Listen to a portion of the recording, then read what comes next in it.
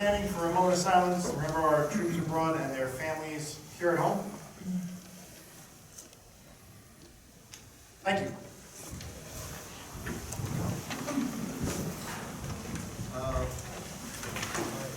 We have a special resolutions honoring our Grand Marshals of our St. Patrick's Day Parade, but they don't seem to be in attendance right now.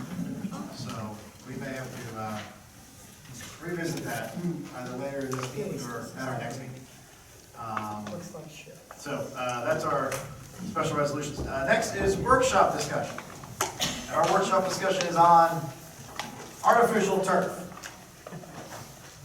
We discussed this a little bit at our last meeting. Where did we leave off? Code enforcement determined there are 11 properties that have artificial turf. Most of them have it in the front lawn and the area between the curb and the sidewalk. And what's the ordinance, the existing ordinance, how does it address artificial turf? The ordinance regarding the area between the curb and the sidewalk has specific guidelines as to what it can be, which is basically just grass. Nothing else is permitted. Artificial turf is not actually in our ordinance at all, but the zoning office has treated it as an impervious surface, which would require, similar to stone, where it would require a zoning application and a survey and drawing to determine if it could be put in. Do we know if the 11 properties in town actually did any of that or no? I didn't look, but I don't recall them actually doing Nobody stood it. out, right? Yeah. All right, so what does code enforcement do next? All right. They probably have to wait for a word from us, don't you think? Because especially the area between the sidewalk and the curb, we have to decide whether or not we want them to take that up, fine them for putting it down without permission or in violation of the ordinance. Probably the code official would want some of our guidance. Is that what they're looking for? Yeah, because there's, the other thing is we don't know how long it's been there either. A year, 10 years. Is there a way we could absolutely double check and make absolutely sure they didn't do any kind of permitting? Yeah, I could, I have think, yeah, all we the have to be addresses, I can absolutely double check them. And are you pretty sure that the ordinance on the books predates the installation of the astroturf or artificial turf? Yeah, I don't remember, we haven't changed, we only changed the impervious coverage ordinance was regarding stones a few years ago, Pavers. and the pavers. All right, well, my suggestion, council members, would be that we communicate to the homeowners that it needs to be removed and that it's in violation of the ordinance. And if they don't, then they're going to be subject to a fine. Does this include the front lawn or just the? Just the skirt? At least the skirt, right, at least the portion of property that's in the borough right-of-way between the sidewalk and the curb. Front lawn, we could have them make them submit an application. Right, well, if they either have to take it up or submit an application, then Ted Bianchi, right, would be the one to determine whether or not it complies with the existing ordinance. Do they all have, all of them with the lawn also have the skirt, or some don't have the skirt? Most of them do. There's one property that just has the lawn, and there's one that just has the curb area. The rest have both. And some of it looks artificial, like it looks okay, and some literally looks like putting green, like plastic. So I don't know how specific we're gonna be with what they can have. One is all, I mean, we can't pick and choose which ones we're going to enforce. Yeah, I don't think aesthetics has anything to do with this. Yeah. And I wonder if some of them, if they have it in the front, do they have it in their backyard? Oh, God. So it's possible, I'd like to hear from them. I'm sure they're gonna complain about this. I want to know what their argument was for putting it down in the first place.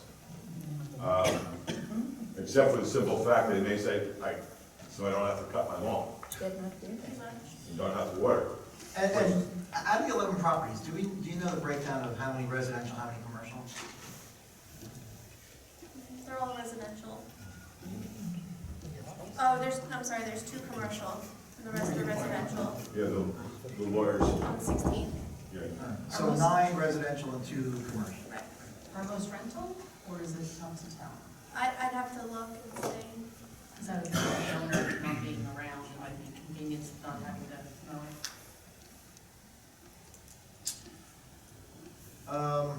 So yeah, so would the council be on board with sort of taking a softer approach at first, and telling folks to go ahead and remove it, and if by chance they decide to ignore it, then we can levy fines on them?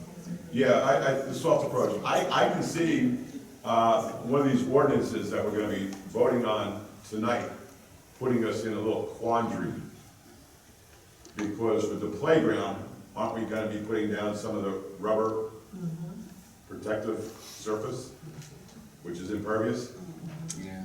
I don't know how impervious it is. I think it is, it's The impervious, not. sorry, Councilman, the impervious issue goes to the amount of the lot that is impervious, the percentage. Oh, Silver Lake, wait, we, So impervious rock cover in and of itself, for example, your driveway, is not a problem.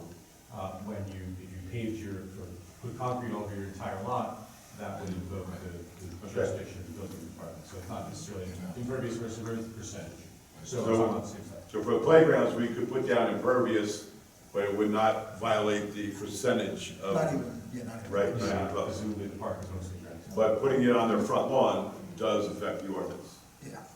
Do you want me to see if any towns have any ordinances regarding it? Well, I think the next step is, do we want to actually, in an ordinance, say that you cannot use artificial turf on your front lawn and give it, as Councilman McGovern mentioned, if people mention that they do have it in their back lawn, or their backyard? No, I guess I'm less concerned with the backyard and more concerned with the front yard. There's Well, if only you put it in the one- backyard, the water's gotta go somewhere, and it's Yeah, probably I think gonna go into their neighbors. True, but there are people that have, paved backyards. If you have a back house, they may have additional parking in the back. So, if it comes back down to what our council said, when it comes to impervious lot coverage. Yeah, I think. I think for the It's not going to be a aesthetics, solution for, if you're concerned about the aesthetics, the impervious coverage isn't going to be a solution to your problem, No. because you could limit the amount of it. I've seen no artificial turf ordinances in other towns. Some of them have complete ban, others have certain exceptions. So for example, a really nice looking field turf, if you want to do that, they actually have, and the model number name and approved ones in their ordinance. so you can, at our next council meeting, maybe come back with those. I can certainly find some Sample model ordinances for you ordinances. and give it to you. I mean, it's an issue in other short time. Rocks is always the first issue, and then it comes to the artificial grass. Typically, that's the progress of things, in my experience. So are we not concerned about aesthetics, about how it looks, and only drainage? Because I think visually how it looks is somewhat important.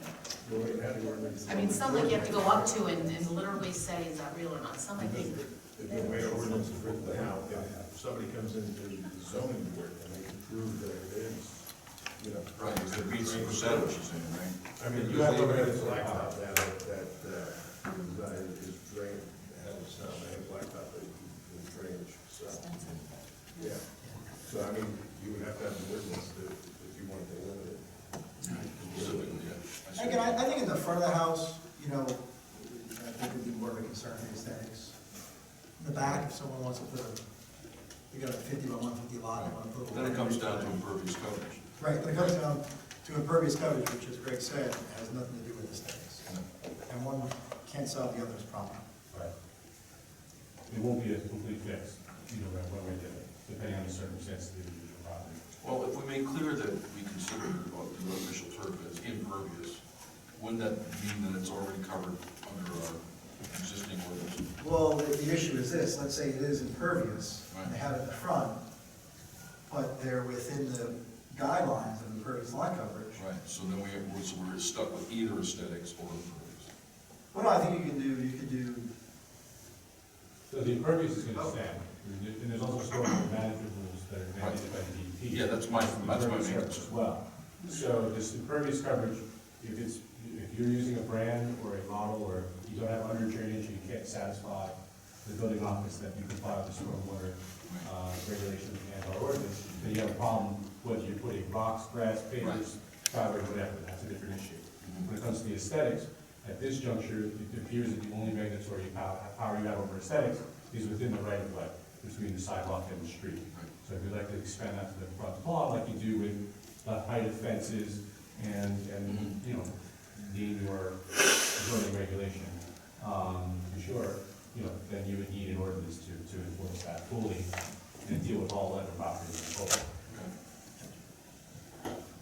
All right, so you'll give those marching orders to code enforcement? Yes. And then we'll come back to. I'll send model ordinances to the council of administrators and clerk, and you guys can take a look at them. I'll make notes on them so you can see what's been challenged, if there's any, I'll look for case law on them, so we have an enforceable ordinance as well. Thank you. Any other workshop discussions? I have one more thing. You know, it's always one more thing.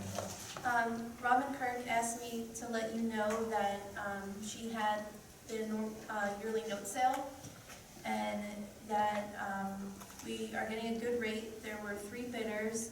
The interest rate on the notes shows 3%, but since we were paid a premium for the notes, the interest rate is actually 1.3%, which is good. So she just wanted me to let you know that and reflect that in the minutes that we mentioned it. Does everyone understand what she means by when she says they paid some premium for notes? You want to explain it to the audience? That means that they basically paid for our debt. And that, when you look at the effective yield on it, it goes from 3% down to 1.3%. That's what they're doing. That's what we are effectively going to pay. The person who's purchasing our debt, because they're buying it at a premium, which is a reflection of a town that has a strong credit rating and balance sheet, versus the other way, where the yield may be 3%, but the effective yield is 4.25%, 4.5%, showing that the town has to pay a premium for them to take it. And it adds to how much we'd up. And that is typical of towns that have fair or poor credit ratings. Did you have anything else to mention? What was yesterday? Monday. April's birthday! Yes, and it was April's birthday. That was gonna be mine, mine. Happy birthday, April! Sorry. Anyway, no singing. Just, can I just ask, Tom, we had the snowstorm, how do we do with cars getting off the street, do you know? I think we did pretty good, however, we did issue quite a few summonses for the ones that remained on the street. Do you have a ballpark figure? I know it was quite a few, the exact amount I do not have. It could have been 100 maybe, I'm not sure of the exact figure. But there were still quite a few, not a lot on the street, a lot less than if we did put out the code red. The code red seemed to help out quite a bit. Might do agree on that. Mike, did it help you guys? Yes? Hold on. Let the record reflect Mike Campbell's dance moves.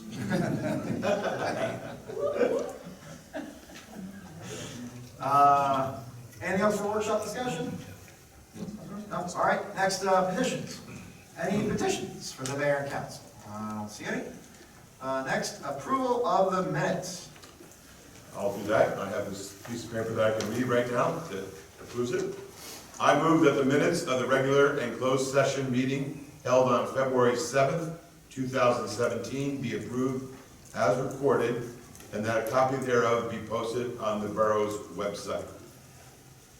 Second? Councilman Brennan? Yes. Councilman Nicolay? Yes. Mayor Doherty? Yes. Councilman Walsifer? Yes. Councilman McGovern? The minutes of the executive session, they're still confidential, right? Yes. So we can't even talk about that still to this point. We still can't talk to, about the executive session to anyone. Correct.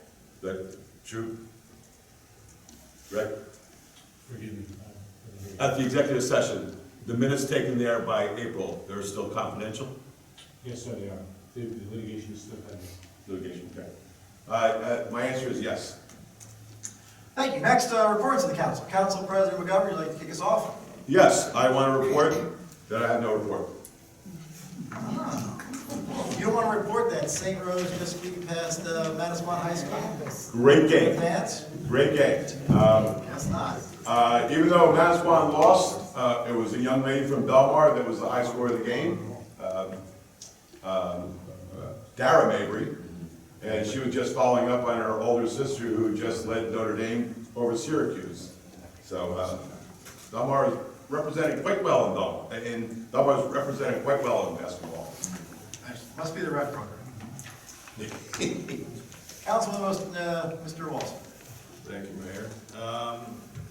Councilman Brennan and myself attended the Harbor Commission meeting.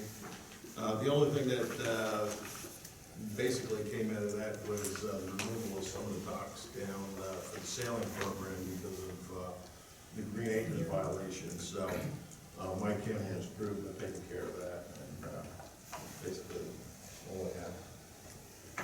Thank you. Councilman Brennan. Thank you, Mr. Mayor. I just want to add one other thing to Councilman Walsh. One of the things I want to let people know about. Last year there was some discussion about getting devices that would be in the water at the marina to do skimming and garbage removal. We've done a lot of research. I really want to thank Colin Connolly and Mike Campbell for all the work they've done, and Mark Levis, the chair of the Harbor Commission. It really just turns out that the technology is not really ready for prime time. We have a line on the device. At first it was going to be $5,000, then somehow overnight the price doubled. And then when research was done, Mike and Colleen called several marinas that actually had the devices installed. We were going to try to get one, but everybody who had one said they used it for a season, took it out, and didn't want to use it again because they just break down too much. They're too difficult to keep clean, it's too hard to keep maintained. It's not ready for prime time yet. And absolutely, I really appreciate all their work. Rather than spend money and find that out for ourselves, we were able to do it with a couple phone calls, which is Did they replace them with anything else? Kid with a net, a skimmer. Yeah. Really? Yeah, they hired an extra summer person, which looks like what we're going to do also. Yep. And just put a large net down there and have them walk the docks. You know, putting that back. Yeah, the report we got was that what the manufacturer told you, would give us a couple of Even the years. manufacturer said, we're not ready for, big marinas right by buying that right now. Give us 2 years, he said. So we called several marinas in California and Florida, probably about 8 of them, and not one of them who had it in. We got the list of who had them in, and then we called them all, and all of them have taken them out. Yeah, so Everyone, 100%. we saved ourselves some money. Thank you. I was able to, I want to thank Tom Burke and Sharon Dizzo and for having me come to speak to the Belmar for Business Group. It's an ad hoc group of merchants. They had their monthly meeting yesterday, and because school was closed, I was able to go over and talk to them. It was really interesting. One of the things that occurs to me, and I shared this with them, I'll share this all with you. Ever since my wife and I started getting involved in community activities way back in the 90s, one of the things we've always been aware of is how difficult communication is. It's really, you would think that everybody hopefully would know what everybody else is doing, and that's just not really the case. That takes a lot of work, particularly when there's a lack of institutional memory sometimes. People come, they learn everything, and then they go, and then new people come and they don't know anything yet. So it takes a while to get people up to speed. I'd like to see if there's something we can start to do. And I started having some discussions with the borough administrator about some kind of hopefully communication. One of the things, I don't know how many people here are subscribed to the Asbury Park email newsletter, but if you get a chance to do it, I've seen it several times, my wife gets it.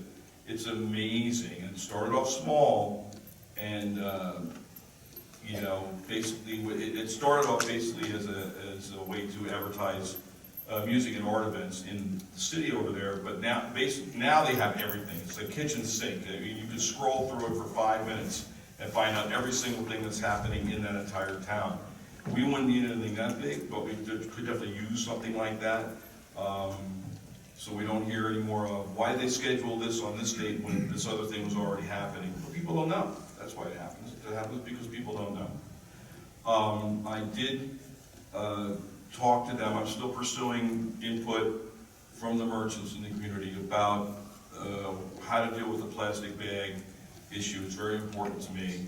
And I got some really good feedback from them. I talked to them about my suggestion about following the ordinances used down in Lockport, and they basically said, why bother collecting any money? Just ban the use of the bags. Just don't use them. Most of them use paper anyway, these merchants. So I was encouraged by that, but I don't feel like I've talked to enough people yet. I want to make sure I talk to several other merchants in town and get their feedback, get their input before we see what kind of thing we can move ahead with. Again, I'm not looking to strong arm anybody, but it's very important, I think, that we try to control the amount of pollution we have. We have a smoking ordinance. I mean, no matter what people think, that smoking ordinance is a litter reduction ordinance, because the number one item, and there's lots of places to find the information, the number one item of litter, particularly at the beach, whether on the beach or in the water, is cigarette butts, and the number two item is plastic bags, particularly in the water, and it's damaging to the wildlife. It doesn't look nice. Nobody wants to be in the water and go, ooh, what's that thing floating by? Is that a jellyfish? No, it's a plastic bag. Nobody wants that. And I think there are ways we can work together as a community to reduce that, to do our part. It's good for our town. It's good for the world. And that's it for me. Thank you. Thank you. Councilwoman Nicolay. Yeah, just want to start with the Arts Council. They have an exhibit right now. It's a photography exhibit. If you can go and check it out, that'd be great. It's till March 17th. Tonight is the last night for softball and baseball for the kids, for the Belmar, Lake Como, Avon Spring League. So it's over in the gym here until 8:30. And I think it's up till 8th graders, kindergarten to 8th graders.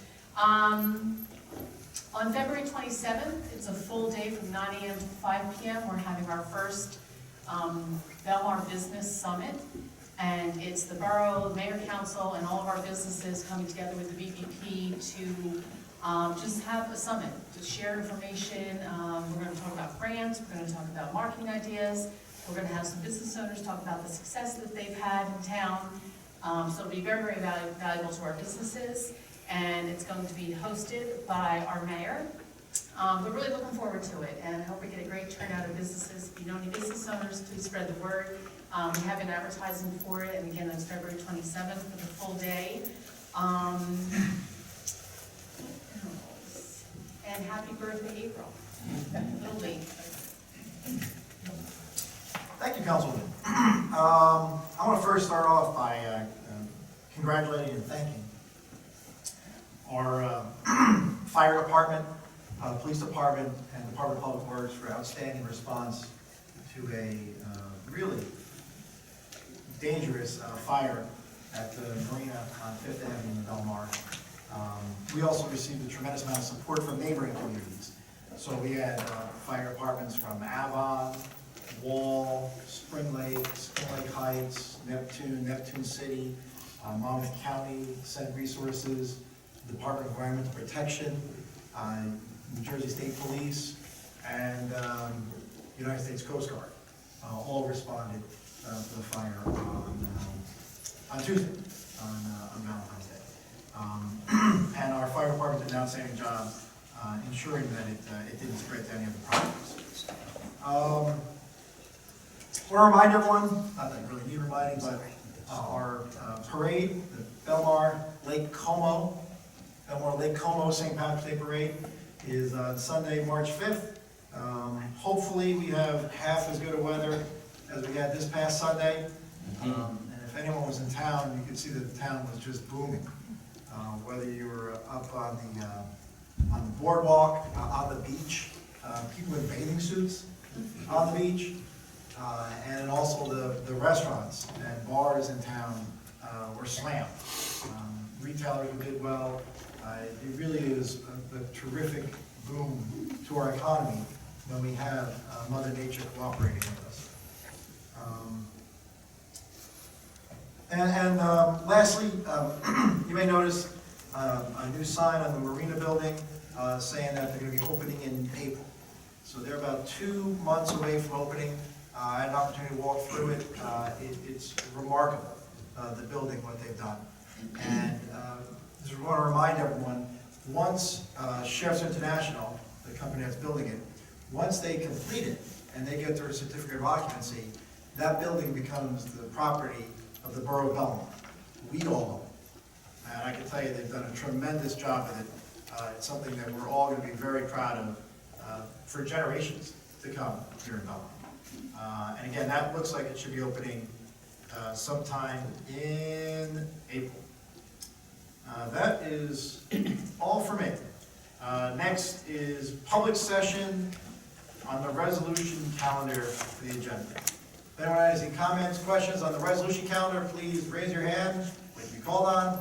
Come up to the microphone, state your name and address for the record, and then whatever you'd like to talk about on the resolution calendar, which has 2 things. Seeing no comments or questions on our 2-item resolution calendar, I'll make a motion to close the public portion. Second. All in favor? I'll step off the dais and turn it over to Council President McGovern.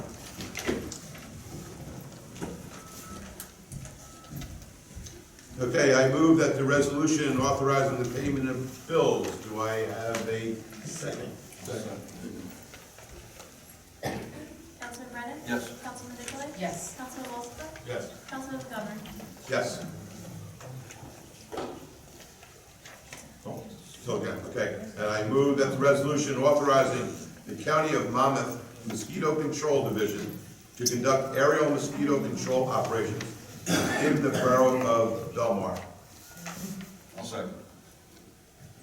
Councilman Brennan? Yes. Councilman Nicolay? Yes. Councilman Wolfson? Yes. Councilman McGovern?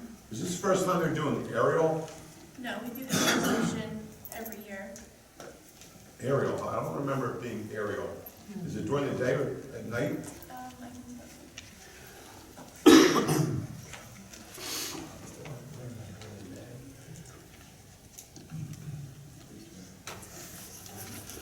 I can it doesn't say, it just says, their letter says it'll be between April and November, and that they'll notify our police department when they're gonna be doing our town.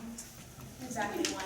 Didn't we get a heads up a couple of years just to be cautious of being outside? They usually call DPW.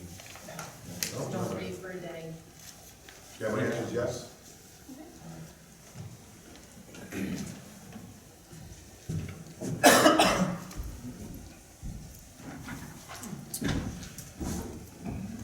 Thank you, Council President. Next are ordinances. First ordinance 2017-04. This is second reading and public hearing. Ordinance of the Borough of Belmar, amending revised general ordinances. Chapter 31, Environment and Natural Resources, to add Section 31-5, Release of Balloons. This ordinance will prohibit you from intentionally releasing balloons, helium-filled balloons into the air. So it's open for public comment. Anyone have any questions, comments on this ordinance? Seeing none, I'll make a motion to close the public hearing for ordinance 2017-4. Second? All in favor? Right. Next, I'll offer a move for adoption, ordinance 2017-4. I'll second. Councilman Brennan? Yes. Councilwoman Nicolay? Yes. Mayor Downey? I'm going to vote yes, and also recognize Neil Scheck, who brought this to our attention, and thank him for it. Councilman Osborne? Yes. Councilman McGovern? Yes. Next ordinance, 2017-05. This is also a second reading, public hearing, ordinance of the Borough of Belmar amending revised general ordinances, chapter 29, water sewer utility, to add section 29-9.4, grease discharge abatement. This is open for public hearing. Grease, anyone want to talk about grease discharge abatement? Coming alive. It's a lovely topic. What this does in essence is it requires the owners of properties that have restaurants to provide grease traps so they stop damaging our sewer system. Seeing no public comment, I will move to close the public hearing for ordinance 2017-05. All in favor? Aye. Next, I'll offer a move for adoption, ordinance 2017-05. I'll second. Councilman Brennan? Councilwoman Nicolay? Yes. Mayor Doherty? Yes. Councilman Wolfson? Yes. Councilman McGovern? Yes. Next ordinance 2017-06. This is second reading and public hearing. Ordinance amending and supplementing Chapter 4, Department of Finance, Chapter 17, Alcohol Beverage Control, and Chapter 16, Police Regulations, Revised General Ordinances of the Borough of Belmar, New Jersey, and the County of Monmouth, New Jersey.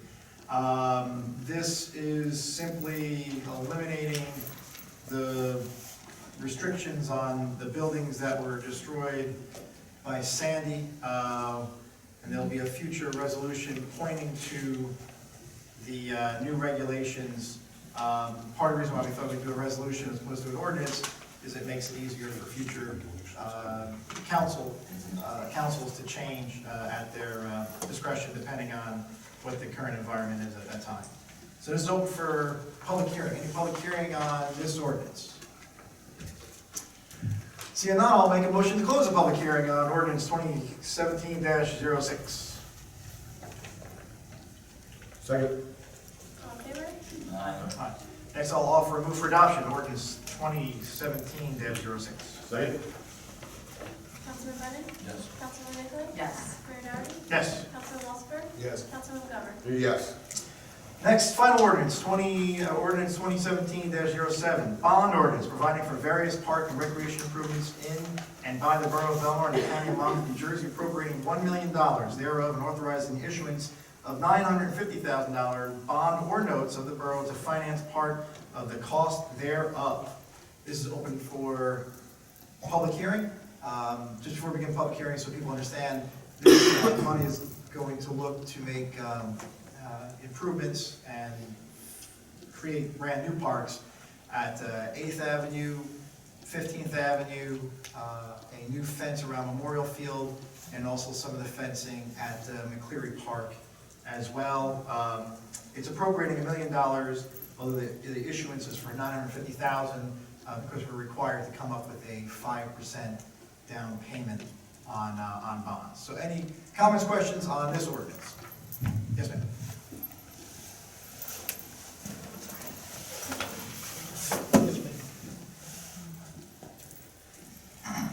Hi, Katrina Klapsis, B Street. I live over by the 15th Avenue Park, and I was over there today checking it out, and it really doesn't look like there's anything wrong with that park to me. There were a whole bunch of kids playing over there, which is great, and I don't want to be seen as the person who's against improving our parks, because that's not why I'm here. I'm just concerned with the $1 million price tag that we have on here. In looking at the 15th Avenue, I can't say anything about 8th or the fencing or anything like that. But besides a coat of paint, they could be used on some of that stuff. What exactly are you going to be tearing out? The existing park and putting a new park? The swings are beautiful. The kids were riding in the thing. You were talking about the tube. I looked in the tube. I didn't see any nasty letters or any terrible things that would make me blush in those tubes that you mentioned last time. Or maybe somebody cleaned them. But $1 million just seems so excessive, especially when we don't really have any estimates on what this will cost. And it doesn't say in our ordinance exactly what parks they're for. It just says various parks and recreation. So I have concerns with the $1 million price tag on here. Is there anything you guys can tell me that would alleviate my fears about that? $1 million for putting fence up? And again, I can only talk about 15th Avenue, but I don't see what the big deal is with 15th Avenue. It's quite lovely, those kids were having a great time today, swinging on the swings, the adults were swinging on the swings. What exactly are we spending our money on? I guess that's what I would like to know, before you go ahead and pay us $1 million bond. Sure, well, the $1 million number doesn't come out of the sky. It's based on estimates. So to say we have no estimates is not true. That's inaccurate. I didn't say you didn't have any estimates, I asked if you do have estimates. What do If you you do, are they available to the public to see? Not at this point, no, they're not. But that's what it's based on. The 15th Avenue Park is in disarray. You want to have a conversation with our Department of Public Works superintendent about it, he can explain to you how often they have to go by there and clear off and repaint and cover over really outrageous and disgusting things written inside. The park, I don't know how many decades old it is now. It is worn out, it's shot, it is certainly the farthest thing from beautiful. The surface is also not up to what modern codes and standards are. So we're gonna redo the entire surface, pull out everything there. It's all gonna go in the garbage. It cannot be reused. It's out of date, not compliant, and we're gonna redo the idea behind this bond is to redo the entire park. Along with 8th Avenue, the entire 8th Avenue Park would come out, brand new surface, brand new equipment, really remarkable stuff, along with a fence around 8th Avenue that doesn't have one now. As I mentioned before, the fence around Memorial Field, and also fencing at McCleary Park. So while it's not specifically designated in the bond ordinance, and we wouldn't, this is for financing the project, I'm telling you exactly what it's going to go towards. Okay, so has it becomes, will that information become available to us, the public, exactly where we're spending the money and how we're spending the money as time goes on? Absolutely. Yes, okay. All right, thank you. Katrina, can I just mention that you saw the kids playing on it, but the standards are Have changed. constantly changing. And if they suddenly get hurt playing on equipment that is not up to code, one lawsuit could cost us more than $1 million. Especially what's really gonna save us is putting down that Well, the surface. surface sounds very attractive. That's- No doubt that the surface looks That's like gonna it. save us a liability. If someone falls off, at my school just last week, boy fell off the sliding board from the top, fell down, ambulance had to come. Right. We don't, at that school, we don't have that surface underneath. If he falls and the surface is up to code, we're protected, okay? And that's where a lot of the expense of this playground equipment comes, is the liability to pay for the insurance, because these playground companies are constantly getting sued. Right. So, you know, Yeah, that- and I don't want you to, I'm not No. coming up here to complain that I don't think you should redo the parks. I think it's a lovely thought. It just, $1 million just seems so incredibly excessive. And Yeah. maybe I'm totally out of the loop, and that's why I came up here to ask you One guys. lawsuit could probably, you know, cover that if we had equipment that was not up to code. Yes. What, state code? How did the code, is the code a state code that they have for I don't know, I guess so. playgrounds? I mean, See? Well, if you're gonna have playgrounds, in general, what you're doing is you're inviting children to come and play there. right. So it's incumbent on us to make them the safest area as possible. We have that opportunity to do that now. I would also tell you that I think if we want to, and I want us to be a family-friendly town, you have to have good playgrounds. We have good playgrounds on Ocean Avenue, we have a good one at the school, we have a good one at McCleary Park. The two places we don't have good playgrounds right now is at 8th Avenue and 15th Avenue, and that's what this addresses. Okay. If you wanna see like the state of playground technology, for lack of a better word, the kind of thing where we want to have all the playgrounds be, take a look at that new playground over at the elementary school. It's only 3 years old. I mean, it's next to impossible for a child to get hurt on it. Right. And the kids really love playing on it, and it's also very easy to maintain. And do we have any idea how much that playground costs? I couldn't- Not off the top of your head. That was The donated. one, At, At the school, he Yeah, said the that school was- was great. what's that? It was donated, but I heard the call. Oh, I know the one at, the river was 300,000 plus. And it's really the surface and everything. Right. But for a timeline, the 15th Avenue Park, Governor Christie Whitman was the one who put the shovel on the ground to get that Right. done. So if we can go back and Governor Whitman was the governor of New Jersey, we can figure out how long that playground's been there. Okay, all right, gentlemen, thank you. There's a liability issue on that park at 15th and they should be closed until buildings replaced. We haven't heard anything substantial from the joint insurance fund we're part of. But the problem is if we don't address it. So can children play on it? Yes. Can we make it safer? Absolutely. Should we make it safer? Yes. That's vote yes or no on this.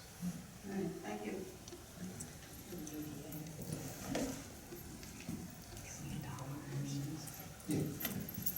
Any other comments, questions on this? Wait, just gotta, you don't mind just taking a seat? This gentleman had his hand up first. Oh, sure.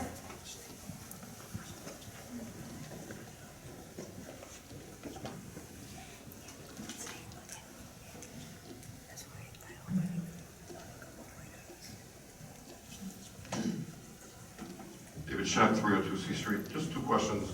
These very safe playgrounds, they're still fun, right? Yeah. Okay, just making sure.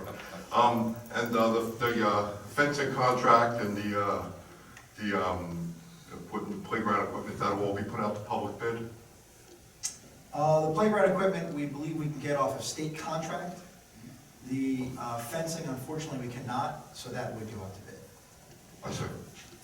Okay, so if it's put out to bid, that'll be on the website under the public bids on the... Right, but once we get everything back from the state contract, that'll also be, fully made to public. Okay, very good, thank you. Yes, ma'am. This is not about the playground, it's a And different then question. we have public comment after this, after the ordinance calendar. Okay. Any comments, questions on this ordinance? Seeing none, I'll make a motion to close the public hearing for ordinance 2017-07. Second. All in favor? Aye. Next, I'll offer a move for adoption, ordinance 2017-07. I'll second. Councilor Brennan? Yes. Councilman Nicolay? Yes. Mayor Dougherty? Yes. Councilor Walsifer?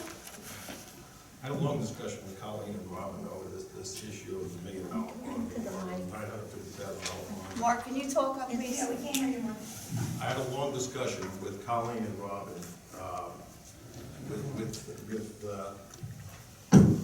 We heard that. So, and I have reservations on the amount of money. I am not against anything about redoing parks or the fencing, but I still think these are routine maintenance items that should be budgeted for over a course of a couple of years, whether we replace the fences this year and because the parks are there, the kids are using them. And I don't think that we should be going out for a $950,000 bond for, which I consider routine maintenance and replacement of things around town. Am I against bonding for big projects and infrastructure? No, I'm not. But I'm not against the playgrounds. They need to be replaced and updated. This is a 15-year bond, and we're gonna have other playgrounds that are gonna be needed to be updated and improved over the 15 years. So, and I don't believe that it should be a bond for these items. So my vote is no. Councilor McGovern? Before I vote, I just want to make sure that I'm in on the selection of the colors of these playgrounds. I thought you were colorblind. Well, you almost have to close your eyes. Some bright playground equipment is great for kids, but not for the people that live in the homes across the street from the playground. We can probably get earth-friendly colors so that you can drive by and not be attacked by the bright colors of some of the playground equipment. I just want to say, I want to be there when the choices of colors are selected. My vote is yes. So ordinance 2017-0 passes. That concludes our ordinance calendar. Next is public session. Public session is very simple. Raise your hand, wait to be called on, come up to the microphone, state your name and address for the record, and talk about what you'd like for up to 5 minutes. You wanted to come up.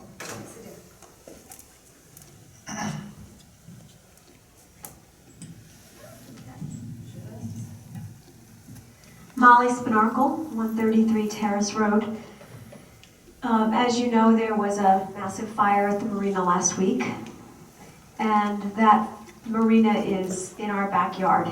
And to be called from work, to come home to find out that your animals are cared for, but a fire is in the marina, and the firefighters are at your door saying, get out now, is a very frightening experience.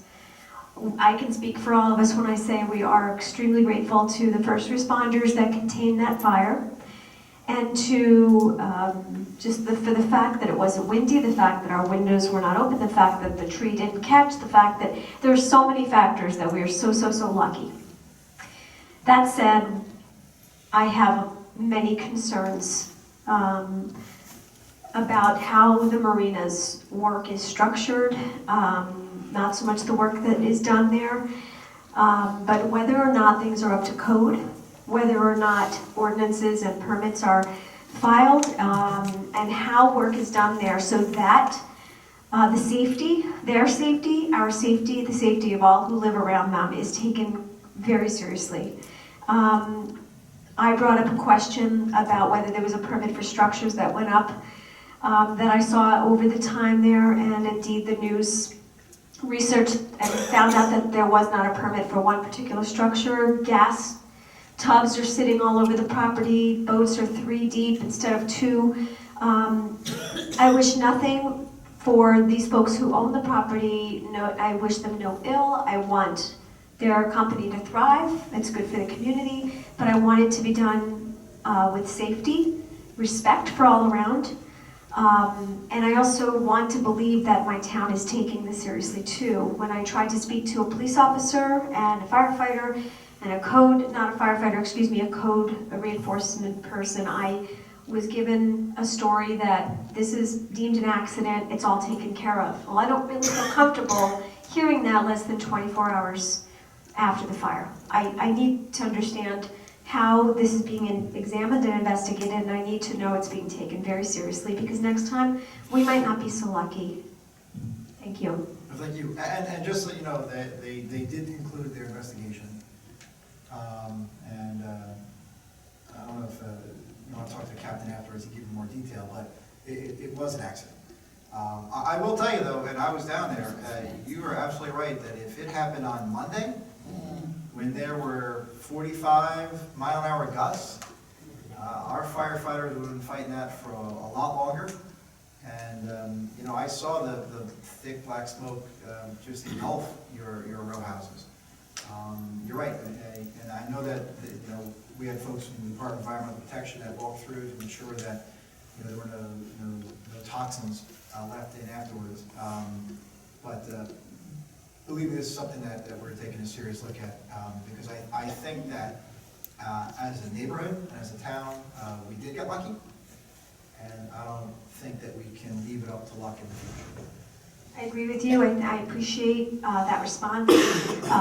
I just want to reiterate that over the years I've had concerns and questions about how practices are done there in terms of making sure that things are up to code, and I would like to know that that's being followed through on in your investigation, and that we have an assurance that the town is on top of that and is taking that seriously. You have insurance directly from me. Thank you so much.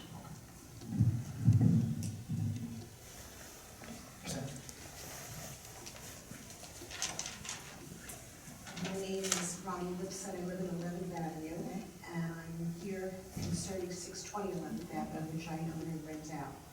And this is, I've been an ongoing problem now for 3 years of sewer backup.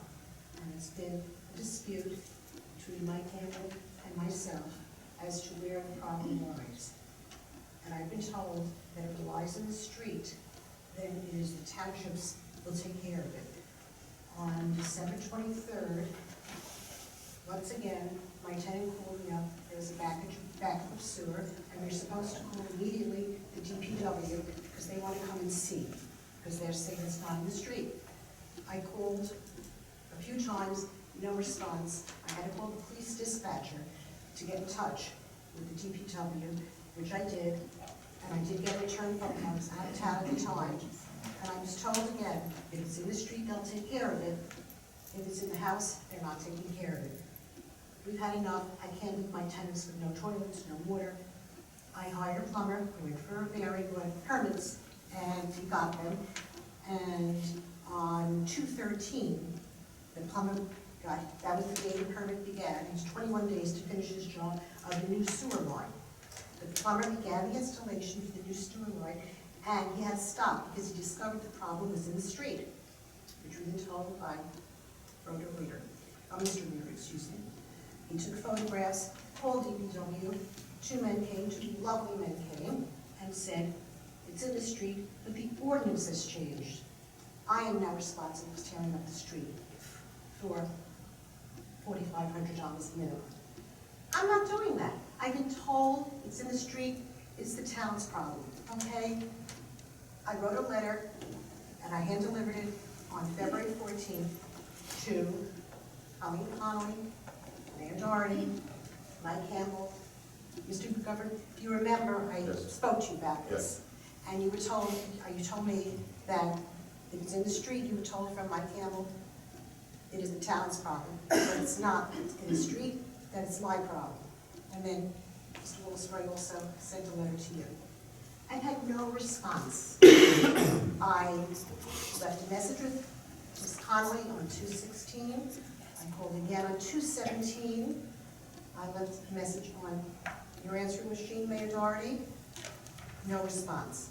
Saturday morning, I called you again, and I did speak to you, and you said, I said, it's time of the essence, because I have 21 days from the time the plumber starts his work, which is now 10 days into it, to finish his work. Otherwise, my time is null and void.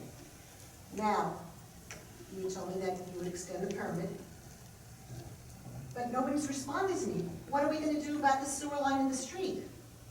And now I'm here to bring it up to the council. If the ordinance has changed, I reported this 3 years ago. How do you want to address this? Do you know what ordinance she's talking about, April, that may have changed in the last 3 years? There was a water sewer ordinance that set fees, I believe, to do work in the street, and there's a procedure that you can only use Right. certain Given the contractors, because we need to have unless people who- we approve it, I believe. Right.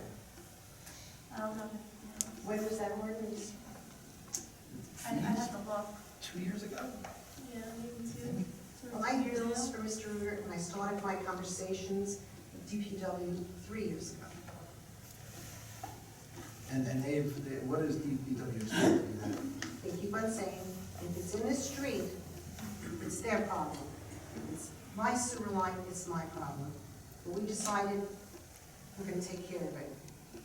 And we hope not putting a new sewer line in now, because the plumber had to stop. But now that some plumbers telling me, no. Yes, he's gonna put a new sewer line because I don't want any more issues. I can't leave people without facilities. But I'm not paying for the street to be ripped up. And then the town has, I think the plumber told me 3 people that they will allow to rip up the street, but I have to pay for it, I have to pay for all the permits. That doesn't sound, since this has been an ongoing issue that I've reported, that doesn't sound reasonable to me. I should. Well, it sounds, I mean, I haven't looked at the ordinance, but that sounds accurate to me. If someone, I usually think if someone's building a new house and they're putting a new sewer line in and they need to tap into it in the street, correct me if I'm wrong, but we don't do that. This is an old house. No, but I'm just saying, we don't do that. They have to do it, but we limit as to who their contractor is. We don't want just anyone digging up our street because we don't want them to put it back It's all together. approved. You know, I'm saying that I have the permits. No, I'm sure they are, but I'm saying when we limit to 3 or we have to approve wherever it is, it's not a disparaging comment on the homeowner, it's just that it's a public street, it's your street, you own the street just like everyone else in this room. We want to make sure that the contractor is going to put it back together the way it was beforehand, because we have a lot of our streets, have these nasty divots in it from contractors who did not do a very good job of replacing what was there, or they tap into our, when I say our line, I mean collectively our line, that they do it the right way. So we've had experience with some contractors that do it really well, and those are the ones that are sort of on the approved list. I mean, it's a better question for our superintendent to answer. I mean, my only run with this really has been with new construction. And new construction, it's all on the homeowner or the contractor, or they're building the new house who's tapping into our line. So it's always been my understanding that if you're a homeowner tapping into our line, you're responsible for the payment to tap into the line. It's not as if you go to the curb and then we take it from there. But maybe the superintendent. That's what it's based off of. But again, this is not simply a street issue. Line, we've cameraed there, Joe's been over there with his crew several times. We've cameraed the whole line, not only from the street, but all the way back to the house. It's a flat line. There's a belly in the line they found at the edge of the street, which is part of the problem, but the biggest part of the problem is the pitch of the line itself is not deep enough to make the water run to get in there. So putting a new line is the correct solution for it. And again, we are treating it the same as we would for anybody else that's either rebuilding, putting in a new line. They're responsible to go to the main itself. And when someone says in the street. That's not what I'm saying. When someone's referring to in the street, correct me if I'm wrong, what they're referring to is the main line that's in the street. If there's a problem with the main line. There's a belly in the main line, we have pictures of it. Well, that's on us. If it's a lateral, is that the It's a right? lateral, it's not a If big it's a line. lateral, All right, excuse me, I don't understand the problem. It's a broken joint in the street. Correct. Which is a lateral going to the main.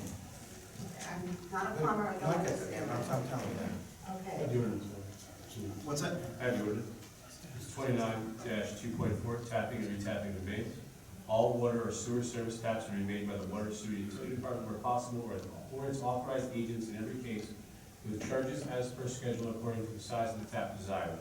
If determined by the water sewer superintendent or borough engineer that an outside contractor should be hired, the applicant will be responsible for all charges. It is expressly understood that the borough shall be the owner of the service from the city main to curb line, as well as curb stops, valves, curb boxes, and roadway boxes should likely be used by the water sewer utility department for turning off or shutting off the water supply. So the owner, the property owner owns from the lateral, from the main to the house, and the borough owns the main to the street. So it matters where the issue is And on the the pipe homeowner- itself, regardless of whether it's in the street or it's on within the curb line.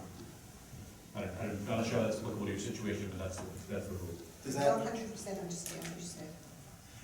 Well, if I can take the lawyer speak out of it. What he's saying is that anything from your house to that main, including joints, is the responsibility of the homeowner. That's what we're replacing.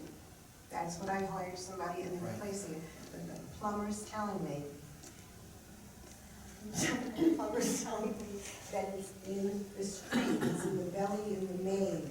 And I don't wanna, folks, I don't wanna get you short here. Right, I'm We have other people that wanna But this, I speak up sent on the the comment. letter, nobody's answering me. I think you may have gotten the answer, but it's Nobody's answering me. it's not necessarily the answer you're looking for.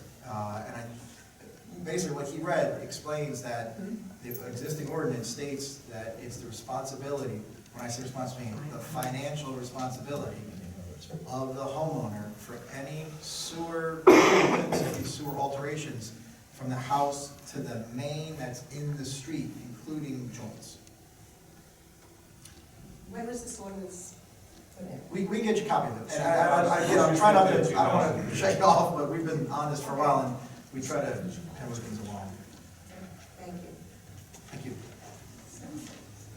Any other public comments, questions? Bruce, do you have any other before or no? Yes. Steve. Good evening, Elaine Stevens, 827 13th Avenue, Belmar. Been a resident of Belmar for 60 years. I've seen the township grow, seen a lot of people come in, a lot of traffic problems, a lot of parking problems. My streets have been blocked off. There's so many people, they enjoy the town, and I think we should address the parking problem. I spoke to Mr. Doherty in reference to a parking garage. I have interested parties who would participate in the construction of a garage. that they want me to get a meeting or some sort of agreement or a letter of intent for them to allow me to follow up on whatever information has been presented to you in the construction of a 4-story, 100-car per story construction. In regards to the structural requirements, there's a lot of things involved, and if the township has gone that far, I would like to have some information at another meeting. I know I'm not going to get any answers this evening, but if I was to go forward with it, I would like to make an appointment with the building and the code enforcer for whatever requirements the township would need to make this construction go through. Right, we have, and we discussed this, we have looked into it. The best estimates we have were from an engineer, from our town engineer, that looked at this, a few years ago now, maybe 5 or 6 years ago. When they priced it out, not including the land, because we have the land behind Borough Hall that we'd be happy to, I won't say donate, but use for a 400-car parking garage. But when they price it out, it's approximately $20,000 a space. So $20,000 times 400 spaces is $8 million. Now, when we look at the pricing on it, we think we can get pricing around 2.5% on a 20-year note, call it. Today, we're doing them at 1 1/3, right, 1.3. So let's say 2.5, just to be somewhat conservative. The debt service, annual debt service on $8 million over 20 years at 2.5% is somewhere around $645,000. $645,000 for that garage. To me, I don't see how we have the money to pay for something like that on an annual basis. Do we have very, very busy days and weekends in Belmar? Absolutely. Are we lower Manhattan where we have them 5 days a week for 52 weeks a year? No, we don't. I mean, we probably have real parking challenges and problems maybe 20, 25 days out of the year. But more likely than not, it's days like today where there are no parking challenges. Memorial Day weekend, 4th of July, Labor Day, Seafood Festival, the upcoming St. Patrick's Day Parade, San Gennaro if it's nice out. There's some key weekends and events that would trigger the use of a big parking garage like that. But short of that, we have to figure out how we pay for it. Well, I'm not asking would the town pay for it, I'm asking for the requirements, if I could meet with your building and code enforcer to have someone else construct it, not at the cost of the town. What I was proposing was to do it, to have it done.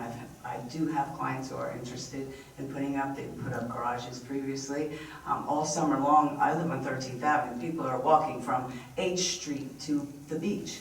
So that is a problem. And over a period of years, if they can construct it cheaper than the township, and the township, I just need information in regards to give to my clients to see that it's feasible for them to do it, but I can't go in with nothing. I have to know what the building code enforcements would be, what the structural, the concrete, the weight of the building, how big the dimensions are. I have nothing to show. All I know is I have resolved. I could possibly resolve our issue. And that would be, if someone wants to build us a parking garage, that'd be Well, whom would I meet with? phenomenal. Well, you'd start off with our business administrator, Colleen Conley. She can give you the dimensions of the parking lot. I'm sure if these folks build parking garages, they already know what the weights are and things like that. Well, each town may have a different weight problem too. We're by the water. Is there any issues as far as, the ground? So you don't want a weight problem either. Don't know. Okay. I don't know. So we never investigated that far, because once we saw what the price was, unless we come out with a viable way to pay for it, on a recurring basis, that would make a challenge for us. But if you have someone who's willing to build us a parking garage, that's the greatest news I've ever heard. Well, I would like to get a letter of extended intent for me to go forward with that agreement to deed the property. And Colleen would be the one to talk about that, and I can tell you Would you please inform her that I will be contacting her? Absolutely. And if you want to leave your information with April, I've spoke to April, she knows. so then Colleen will call you Good, tomorrow. well, maybe we can make the town even better. That'd be Thank you. amazing. Thank you very much.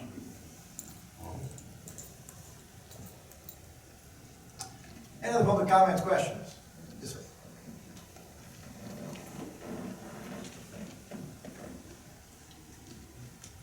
Good evening, Mayor and Council. Gavin O'Day, 1903 Snyder Avenue. I'd like to seize upon a couple comments from earlier today before I get into what I wanted to discuss. Basketball, win-win. I saw you at the game. Dara from Belmar, St. Rose, our local Catholic school. Nothing better than that. My kids all participated in Belmar Rec. I really must compliment the rec director and all the guys that ref, do the scoreboard. They're an amazing group of guys. They probably don't get enough appreciation, I feel sometimes, like sometimes you see parents in the audience. But what I will tell you is my kids have grown up in that league and they are a fantastic group of guys. And it's really great to see kids that have progressed from not being able to bounce the ball to being basketball players. So, April, can you show more appreciation to Ray, please? Mayor, you commented earlier about being a family-friendly town. Love to hear that. My kids are 16, 14, and 12. The playground for my kids, we talked about a playground earlier, is the beach in the Atlantic Ocean. And it's their playground 365 days a year. My kids are skateboarding, biking, back and forth, surfing, you name it, they're doing it. The day of the snowstorm, they're riding, snowboards down the dunes. So what I really wanted to talk about by framing it that way is the family-friendly nature of our town. I'm here tonight to talk about Bill 1850, which seeks to extend the current seasonal liquor license by 60 days. So instead of a May 1st through November 14th season, the season would now become March 1st through November 14th. Due to work, I can rarely ever get to these meetings, so much of the information I get is from the co-star or from friends and neighbors on my street. I watched the same sort of liquor license bill go through the New Jersey legislature about a year ago when it was ultimately pocketed by Governor Christie. And I've seen the multiple updates in the co-star over the past few months as the bill has progressed through committee, to assembly vote, to Senate vote, and the bill now sits on Governor Christie's desk for signature or veto. Personally, I was really disturbed by the process and the things that I've read in the newspaper. The bill was sponsored by politicians from North Jersey, legislating a change that primarily impacts establishments in Monmouth County, which has nothing to do with their districts. In the wake of Superstorm Sandy, I was not thrilled, but certainly understood Governor Christie's executive order, which allowed La Dolce Vita, DJs, and 10th Avenue Burrito to operate as of March 1st in 2013, 14, and 15, as they sought to recover from Sandy. But the landscape has changed dramatically, in that both La Dolce Vita and 10th Avenue Burrito now own year-round licenses, while DJs now owns 2 seasonal licenses, the one that's in effect on Ocean Avenue and one that I believe they hold in pocket. DJs is different, we all know it. They are primarily a nightclub. They are not a bar and a grill first, they are a nightclub first, with a large occupancy capacity. Furthermore, it is a grandfathered non-conforming use located in the midst of a residential neighborhood. The same neighborhood that was hardest hit by Superstorm Sandy, where residents have worked so hard to recover and sacrificed so much there to rebuild. I and so many of others have written to the legislators in the Assembly and Senate to make our voices heard on Bill 1850, asking that they vote no. But it's disheartening that we receive virtually no response. You start to wonder, are the politicians at the state level not listening? Or worse, are they hearing us but ignoring us because they think they know better? This is the type of stuff that disgusts many people about politics as usual. It's the type of stuff that has Governor Christie approaching a historical all-time low approval rating, almost on par with former governors Byrne and Florio. Everything in the news about the bill has been from the perspective of DJs for the extension and the year-round license holders against it. My question is, what about the residents in the surrounding area who will be most impacted should this bill become law? What about my kids whose playground goes back and forth in front of DJs 365 days a year? My hope coming here tonight is to shine a light on Bill 1850 and make sure you understand that many Belmar residents are not happy with it. You have an opportunity to pick up the phone to call Governor Christie and ask that he veto this bill. Let's think about the residents who live there, not just the people that are your friends or in your social circles. Go door to door like it's an election cycle. Reach out to organizations like the SEA, the South End Association, or the ABC, the Active Belmar Citizens, which organized to fight DJs when they sought a year-round license. Ask for a forum to have a reasoned discussion. Many people just don't feel like they have a voice. And if you look at my block alone, you have people there whose families have been there since the early 1900s. David, I don't mean to cut you off, that's 5 minutes. Okay. Please, yeah, if I could. So what I'll tell you is, it's important to listen to us. I would implore you to tell the governor to vote no, and just keep in mind that when the folks walk out of DJs in the summer, they're typically walking towards a summer residence. After the parade day, they're gonna be turning the key of a car and getting into cars to drive to Jersey City and Hoboken. And I know this because I work with these kids. They're in my office, and it's a frightening thought when you think back to what happened just a few years ago when a person left Connolly Station and got into a fatal accident. Thank you very much. Thanks, David. Any other public, yes, sir?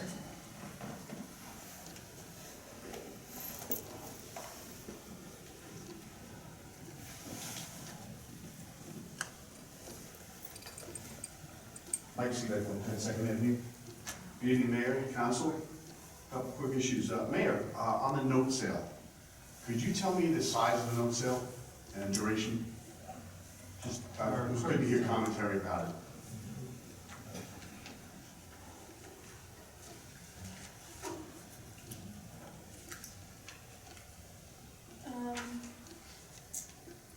The one was for 11,000, or 11,310,000,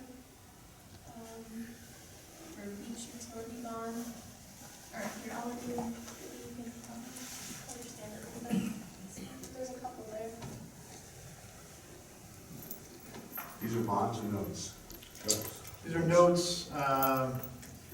Our CFO, Robin Kirk, usually floats notes as long as possible because interest rates are so low.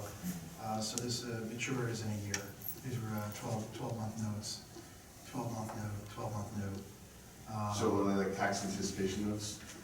11 million? Well, some of them are TAMs, and then it's more than 11 million. One's 7.8, another one's 7.4.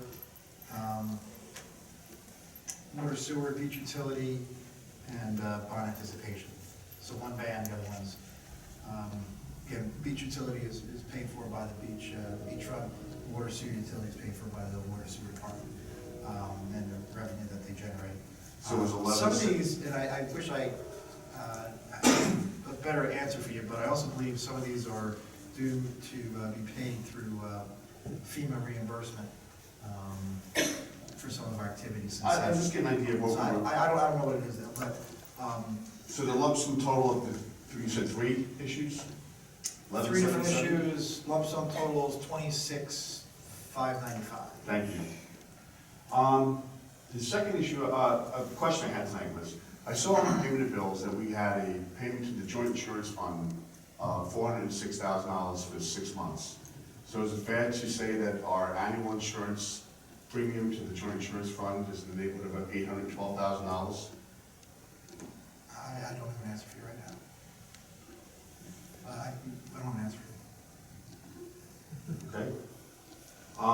The last question I might be geared slightly towards Councilman Brennan. Councilman Brennan, I stuck up for your bags. I would like to ask you to personally crusade for an SDS sheet on what the county of Monmouth plans on spraying over us. There's down south, they use NALED to go after Aedes aegypti mosquitoes. They wiped out about 1 million bees, really nasty stuff. Can I put you in charge of that? Thank you. And the last issue I had was on the sailing program. There was found to be Green Acres violations, and some of the facilities had to be removed. Well, I would like to Use of know, facilities, just the docks. the docks, okay. What were the circumstances? Because it's my understanding that we're the holder of the permits, the Green Acres permits for that facility, because we are the landowners, is that correct? The landowners are the residents of the borough of Belmar. Correct. So that what I mean is the town. So the town holds the Green Acres permits to construct whatever's down there, not the sailing To organization, construct what was permitted. what was permitted. Okay, did they construct the additional facilities? Who constructed the additional facilities? Well, the violated facilities, I guess, is the, I know it was done for the Friends of the Belmar Harbor. Yeah, I'd have to look at what was done with what. I know part of it was definitely done by them, and then the other docks, I don't know which ones we repaired or anything else like that, so I'd have to look at to see which was which.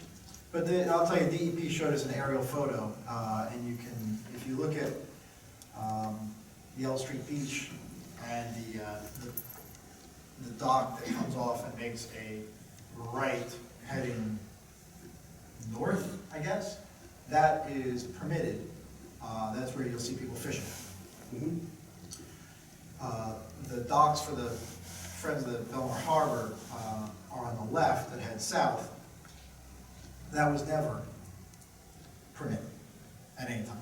okay, those are the floating docks, right? With the, Everything I'm talking about is floating. So even the ones where they walk out correct. and they fish. It's floating, right. It's floating. You're absolutely right. Okay, but they didn't secure the permits, we did, right? I was just wondering, did we lobby on their behalf in terms of trying to keep some of those facilities in place and to perpetuate the program? And Yeah, I mean, we would have made life a lot easier, but it was clearly in violation. We didn't have much of a chance. okay, that's all I have tonight. Thank you very much, everyone. Yes, sir. Oh, I'm sorry. We'll take Belmar residents first. Go ahead.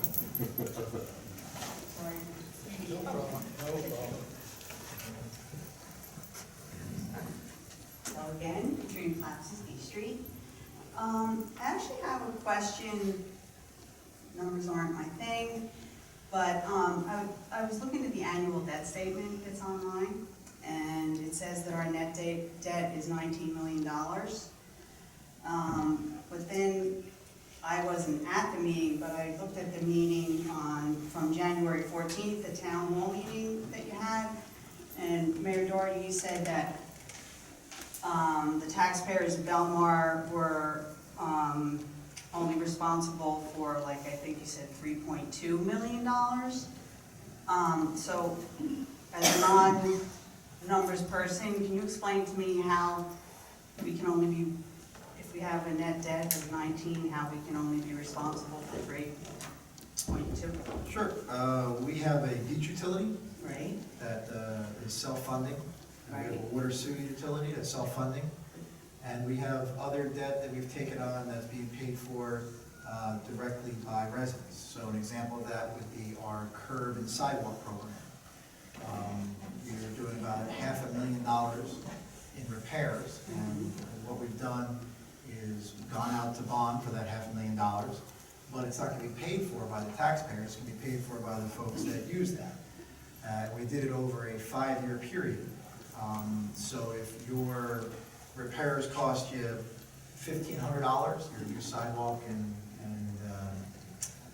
curb costs you $1,500, then you would pay back the town $300 over the next 5 years. Okay, I understand that, but according to this debt statement, the water utility, those are separate issues than the beach utility, aren't they? The water and the beach are separate utilities. There's also debt that we've incurred since Sandy that is reimbursable through FEMA. Okay, and what debt is that? Like, what is that for? What was that for? That debt that is going to be reimbursed by Sandy? I mean, We're gonna be fighting for dollars for the next probably several years, unfortunately. Whether it's category A or Cat B, removal of debris. I believe we received all of our money so far on the boardwalk itself. And then the pavilions that are being rebuilt that will be funded through FEMA as well. We already have commitments from FEMA for it. okay, but didn't Judge Goomer, when she gave her ruling, say that very little money of that FEMA money was going to be allowed to be used for the pavilions? Except for the 10th Avenue. I mean, the 10th Avenue is total beach utility, I understand that, but I thought the Fifth Avenue. Well, no, the 10th Avenue is not total beach utility, but including the Fifth Avenue, yeah, there were folks in town, Mhm. that doesn't seem very smart, but folks in town who sued the town to make it more expensive to rebuild after they lost a political contest on whether or not we should rebuild the pavilions. The judge made a decision. It's a judicial process. We're going to appeal that decision. When are we appealing that? That's up Because- to our attorneys. The attorney handling that specifically is William Northgrave. William Northgrave. And so, all that's fine and well, but I still don't understand where we started out with $38 million. You take off the two utilities, and that's 19, and then you still wind up with $19 million. Well, including that 19 million is, as I said, FEMA, also the marina. So the marina has a tremendous amount of debt on it. That was really necessary because many, many moons ago, the town made a bad decision to give it to someone for a long time, and that person never made any upgrades to it. So when they turned it back to the town, it was in severe disrepair. Millions of dollars later, we got it to the point where it is now, and now that marina, I don't have the exact numbers in front of me, but that marina is going to generate more revenue now than ever in the history of the marina, and that revenue continues to increase over time through the agreements we have. But the nice thing about it, as I mentioned before, once the certificate of occupancy is issued for the new building there, it becomes the property of the residents of the borough of Belmar. So we get a brand new $6 million building at the marina, and the revenue that comes from that will go to pay the debt service on the bonds that were required at the marina. The marina, unlike the beach utility, the marina is not a separate utility. It's part of the municipal budget, but the way that our CFO and I have allocated the resources, and the resources in the future be allocated, is to paying down that debt service for the marina bonds. Okay, so you're saying from the $19 million that's in the that's on the net debt, if I take off the $3.2 million that you said, there's $16 million worth of marina debt? $16 million? That's not what I said. Okay, well, where does it, if you add all these figures up, because I was looking at where the bonds and stuff were issued, where does it say on the debt statement exactly who's responsible for this $19 million for, 19 million, this second net debt? Where can I find that information? You're not going to find them in debt service. I'm not. So we don't know where, we can't find, there's no way to find that out? I just explained it. Well, you did, but you didn't, because you said at that meeting that we owed, and me as a taxpayer, we're on the hook for $3.2 million. But when I'm looking at 19, it's very hard for me to understand where the other 16 million of debt is and who's responsible for it. You're telling me that, but where can I see that? I'm telling you that. You would end up seeing it in the budget, when the budget, as you've seen in the last few years, where we look to pay down additional debt every year. Okay, and one more question. Where is the buy-aboard money? The $700,000 and change buy-aboard money? Did we ever pay off our debt at the beach utility the way we're supposed to, according to Judge Boomer? I believe it's $720,000. It was $760, but I could be wrong. 780. And then additional money was added in from a donation that Councilwoman Nicolay was able to secure for another $20,000. Okay. That is being allocated towards the pavilions. When we put together something called a dedication by rider that's required by the Department of Community Affairs, we wrote it so that it addressed any and all capital improvements to the beachfront, which was included but not limited to the boardwalk and the facilities that are at the boardwalk. Okay, so you're saying that you are going to allocate that money to, so I understand, it's to more, not so much the pavilion, but you're talking about the boards and all that around it? Is that what you said? That's not what I said. Okay, could you repeat it for me? I didn't say we're allocated. what I said was that when we put together the dedication by rider back in 2013, I think it is. No, end of 2012 maybe it was. Before we started the extremely successful Buy a Board campaign, we put the language in that allowed us to use the monies for capital improvements up at the beachfront, which included the boardwalk, but also all the facilities that may have been there. So, you know, we wouldn't limit it to say, you know, not the railing, or not the pilings under the boardwalk. It was to any and all portions of the boardwalk, which included, and still includes, and will always include, the pavilions that are on the boardwalk. So that 700 and change is going to go towards the pavilion. It has It will not go- done so yet, but it is going to. No, we have not used that to pay down debt. Okay, so that's kind of in an account somewhere? Yes. It's in an account that is governed by a dedication by rider. All right. Thank you.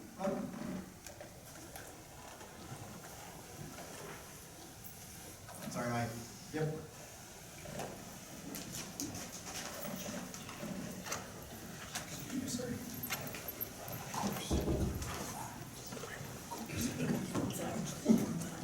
Good evening, Board. Mark Hirsch, Monmouth Township. You may not live in Belmar now, but I was born here.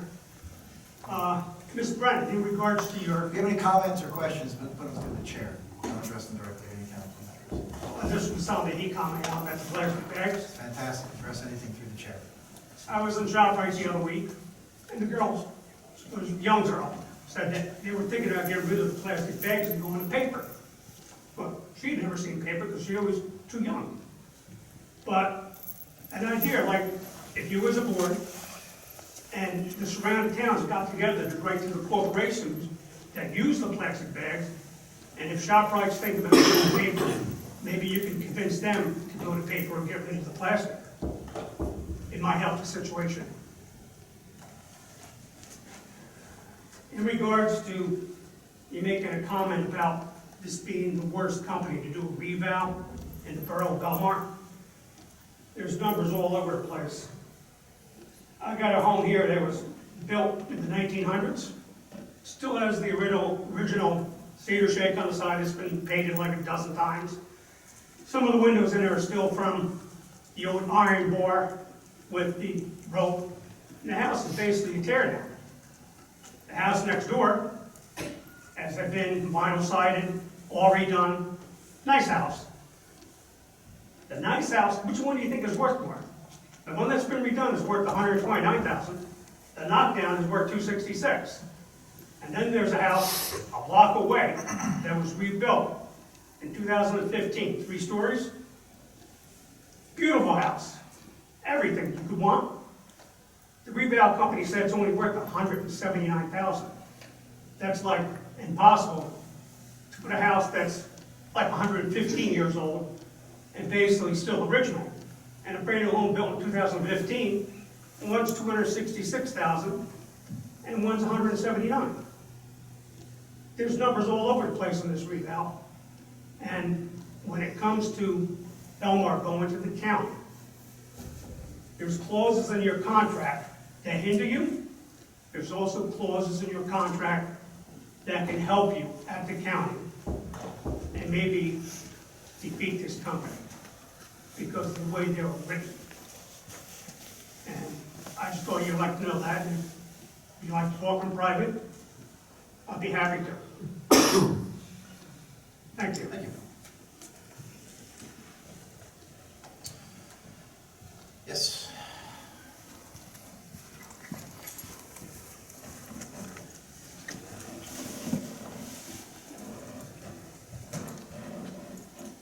David Scheck, 302 C Street. 2 quick questions. That $3.2 million that you mentioned at the town hall, where did you arrive at that number? I've already explained it several times. I'm not going to explain it again. Well, it seems a pretty precise 3.2. It doesn't seem like around 3 or around 5. So I was just wondering if there was some calculation. Well, I can't imagine I can just give numbers around 3 or around 5, but if you want me to say around 3 to make you feel more comfortable, it's around 3. Well, I'm just wondering if it's 3.2, that you would done some kind of calculation, you took 19 million, subtracted what you think FEMA's gonna give us, subtracted what you think the marina's gonna be able to pay, and that's where you came up with that number, or? Well, just to be clear, I don't really come up with numbers. What I do is I report them based on information given to me by our chief financial officer. So I don't want you to think that I'm the one who's somehow smart enough to figure all this out. I'm certainly not. But our chief financial officer, who's been doing this for God knows how many years, is top shelf. She's the best one around. That's why she not only handles the finances for here, but also for a town like Farmingdale and also Spring Lake. Right. Because she's just that good at what she does. Well, I'll ask her at the budget hearing maybe. The other question I have is, you know, I have in front of me the Judge Boomer's ruling from October 23rd, 2015, and she states that the buy board money belongs to the beach utility, right? If that's what you're reading, I assume you're right. Well, I assume you're familiar with what the decision was, and the decision was that the money was supposed to be used towards the beach utility, presumably to pay off some of the beach utility bond. And So, again, I've already stated this once, and I feel bad for the folks who have to listen to me say this again, but we're appealing that decision. You know So- we're appealing that decision. so as I'm long not as sure what this- you're appealing it, you don't have to turn the money over to where she says to send it, right? We're gonna Until the appeal is rely over. on the advice of our counsel. Again, we're much smarter than I am, and right now the money is sitting in an account on hold. Okay, thank you. One quick follow-on? All right, Thank you. give CBEC one more chance here. There you go. Appreciate it. This could be dangerous. No. Softball. CBA, yeah. Christian Lewis Road. Mayor Doherty, Council, again, good evening, thanks again. One of the things Only I... because Tom Brennan went to CBA, that's why I did the second shot. Loving that sweatshirt. There you go. You should sit down here, you won't like rowing, that's for sure. In the aftermath of Sandy, the town had availability to draw down on a community disaster loan of approximately 4.4 million, 4.45, whatever. And, you know, I know you've been lobbying on our behalf to get as much FEMA reimbursement as possible. Part of the provisions of that loan is due to revenue shortfalls. Portions of that could be forgiven, et cetera, et cetera. I don't know exactly what the status is, but I do know that we're coming up on, I think, the 5-year window where that has to start to be addressed. Will you be updating us on the outcome of our decisions with FEMA regarding how much of that loan is going to be forgiven? Because I don't even see it show up on the debt statements. That's why I guess it has probably a separate category. Absolutely. Okay. And you will be updating us on that? Yeah, no, we make a point to update it every time we receive additional funds. I mean, last time we received a large number, I think it was back in November, December, we received something like $800,000 that we've been fighting for that we finally came through, and that was a match. So typically in natural disasters, it's an 80-20 split. We were able to be in a position where it was a 90-10 split, 90 federal government, 10 us. In this case, the other 10% was actually made up through a state grant. Right, and that's good stuff, by the way. Great stuff. Great stuff. Because we anticipated having to pay that 10%. I just read into this a little bit at the time, and I think it falls under the Stafford Act, and it was really designed to plug a shortfall in the budget. So if your tax revenues fell off or other revenues fell off, this loan would plug that gap until the town got back on its feet. That's why I was wondering if the whole thing is going to be forgiven, or portions of it going to be forgiven, and where, you know, how we're going to fare in addressing that. Keep you updated on it. I appreciate that. Thank you. No.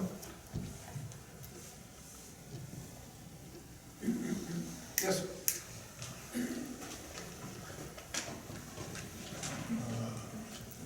Lenny Klein, 30611. I'm just wondering if anything can be done with the bike riding on the boardwalk, especially like last week when it was so crowded. People, older people are terrified. Do these exalt, I saw a couple of auxiliary police cars walking, do they do anything? Does anybody do anything? Well, I will refer this question to our captain from our police department, today, Tommy Cox. How do we address, because there is an ordinance that says you can't ride your bike. And there's a little You can't sign in the skateboard. street. And I would tell you that, you know, if you see a 3-year-old, right, on a tricycle, right, versus like 2 guys who are like racing each other, who are grown men. That, you know, so our police department does have discretion, and they understand what I'm mentioning, but tell us how we address it, Captain. Well, we have to look at the ordinance, because the ordinance does have dates and times for off-season and in-season. Isn't the ordinance May 1st to September, end of September? Yeah, it is, and. For limiting bike riding, but yeah. I think during the winter months, it's There is, allowed. yeah, it is allowed. So in season, there's some dates and times of the riding of the bike. I think it's in the AM only. We did have extra officers out. There were our class 1 officers at the beachfront. They were out there because of the weather. It was 70 degrees Sunday. We had them out there doing dog enforcement, bike enforcement, beach, and the boardwalk was packed. So that's why we had additional officers out there to, you know, to try to, yeah, but with the bikes, it doesn't apply in the off-season for the riding on the boardwalk. So it is dated for the in-season for certain hours. So it was just, you don't see many days like this in February, and we did prepare for them. We did all that to be out there and deal with any problems, whether it was dogs, bikes, or It's a great question. When I was up there too with my family, because it was just so nice out. And you're right. Again, skateboarders, bicyclists, and it wasn't young people. It was folks who were swerving in and out of groups of people. I mean, another thing that I saw, which in theory looks great, are all the dogs that come out, right? People want to walk their dogs, and that's wonderful. But as Councilman Walser and I mentioned before, sometimes the owners allow the dog to leave a little treat for the rest of us, and then they just kind of walk away. Yeah, I know. Which is about as disgusting as you can get. So that, of course, is year-round. You're not permitted to do that. But you are permitted to have your dog on the beach in the off-season. And if that means crossing the boardwalk, but point well taken.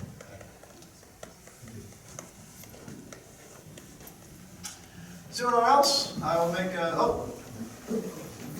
Mr. Bruce. Thank you, Matt. Council, good evening. Bruce Wagner, 407 9th Avenue, Belmar. In reference to your discussion about the artificial turf, was there any concern about those properties that have like just stone in the front or shrubbery or anything like that, or was it just the artificial? Right now, it's just artificial turf because I think that the ordinance, correct me if I'm wrong, the ordinance does address stone, but no one ever thought to put anything about artificial turf in the ordinance itself. So, as Greg mentioned, if it's considered by our zoning official to be impervious to water, then it gets addressed under impervious lot coverage. But the aesthetics of it is right now silent in the ordinance, except for where the borough right-of-way comes into effect between the sidewalk and the curb. No, I just mentioned that because I didn't want any situation like somebody will say, well, he's got stone, he's allowed to have stone, he's allowed to have like shrubbery in the front, why can't I have? So I just didn't want you guys to get blindsided, so that you're aware of that, just food for thought if someone comes up to you and say, well, how come he can have that, I can't, you know what I'm saying? I'm sure they will. I'm sure they will. So, I mean, just, food for thought so that you guys aren't hit with that and, surprised at, that. But thank you. Thank you. And everyone knows Bruce is a crossing guard on 12th Avenue in the morning, so pay attention to Bruce. Thank you. And he sells artificial turf. Thank you, Mayor. And stones. Seeing no other comments, questions, I'll make a motion to close the public portion and adjourn. Just want to remind everybody, next Tuesday is Mardi Gras.